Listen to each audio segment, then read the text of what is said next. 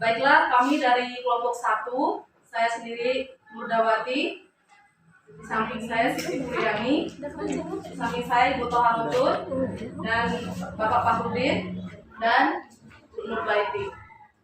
Kami di sini akan mempresentasikan yaitu tentang pertumbuhan dan perkembangbiakan makhluk hidup tentang bunga sepatu yang akan dijelaskan oleh Bapak Fahrudin. Kepada Bapak Fahrudin disilahkan. Berat rekan-rekan sekalian, Pak Guru ini ya. Kita mudah-mudahan apa yang saya sampaikan nanti sedikit menambah pengetahuan kita tentang bunga sepatu. Kita awali dulu. Ini namanya bunga sepatu, istilah kitanya. Mungkin kalau istilah dari bahasa Latinnya rekan-rekan sudah tahu semua lah apa istilah nama. Tapi bagi saya menjelaskan di sini ini ada bunga sepatu. Bunga sepatu ini kenapa dipilih setiap ada kegiatan praktikum? Karena bagian-bagiannya sangat jelas dan terperinci. Walaupun mungkin ini adalah salah satu bentuk bunga yang sempurna, tapi dapat juga dikatakan bunga yang tidak sempurna karena dia tidak bisa menghasilkan buah. Artinya apa? Nah, bunga sepatu ini kami gunakan karena kami ingin membedah apa saja bagian-bagian dari bunga sepatu ini. Yang pertama, kalau kita lihat di bawah ini adalah tangkainya. Fungsi dari tangkai bunga sepatu ini adalah untuk menahan bunga ini supaya tetap menghadap ke atas. Jadi dia tidak akan menghadap ke bawah atau istilah kitanya letoy lah istilahnya ya. Kemudian yang kedua, setelah tangkainya ini, di sini ada, kalau kita lihat, kalau di sini nih, bagian yang kedua yaitu kelopak bunga.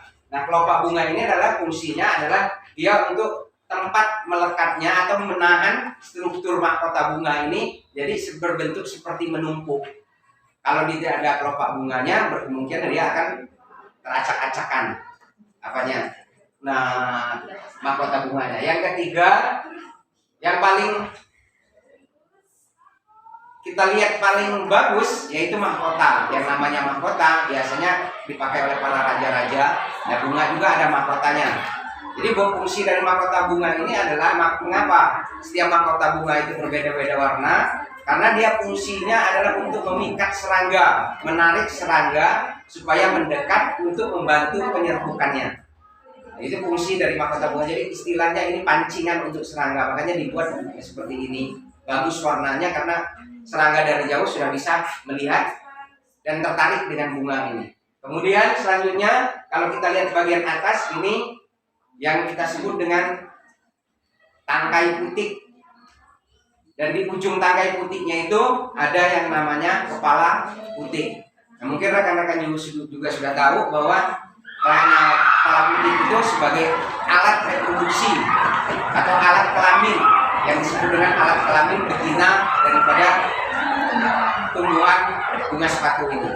Nah, kemudian di bawah kepala putik ini bagian atas ini ada bintik-bintik warna kuning. Nah, di sini ada lembut sekali, makanya kami menggunakan yang namanya lup untuk melihat bentuk dari benda yang ada di sini. Nah, ini namanya ada tangkai sari dan kepala sari, kemudian di kepala sarinya itu ada yang namanya benang sari. Nah, ini adalah sebagai alat kelamin betina, jantan, alat kelamin jantan. Kalau yang putih tadi betina, alat kelamin jantan dari bunga ini. Selanjutnya, nah di sini struktur daunnya ya seperti Anda lihat dia berbentuk opal, ada opal dikit, cuma bergigi di pinggir-pinggirnya. Kemudian kalau kita menurut bedah tadi di bagian benang sari ini tadi kami telah bedah. Dan mungkin itu ada keselipan tak ini, tapi telah kami hitung itu jumlahnya kurang lebih 73 biji benang sari di dalamnya atau ininya. Kalau kami bedah itu ada kurang lebih 73. Ya.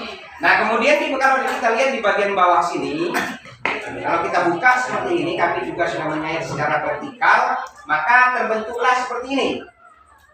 Nah, ini namanya indung telur bunga sepatu. Nah, kemudian di dalam indung telur itu ada bakal biji bunga sepatu. Nah, fungsi indung telur itu adalah melindungi bakal biji bunga sepatu ini. Ini jadi buah nantinya. Iya, dan proses selanjutnya itu akan menjadi buah. Cuman karena bunga sepatu nggak berbuah, kita takut. Jadi buah ya. Ya, akhirnya kan jadi kan dia sempurna. Nah, itu mungkin yang perlu kami sampaikan. Lebih dan kurangnya saya mohon maaf. Mudah-mudahan apa yang disampaikan tadi bisa menambah pengetahuan bagi kita semua, dan saya yakin rekan-rekan semua lebih tahu dan lebih paham dari kami semua yang ada di depan sini.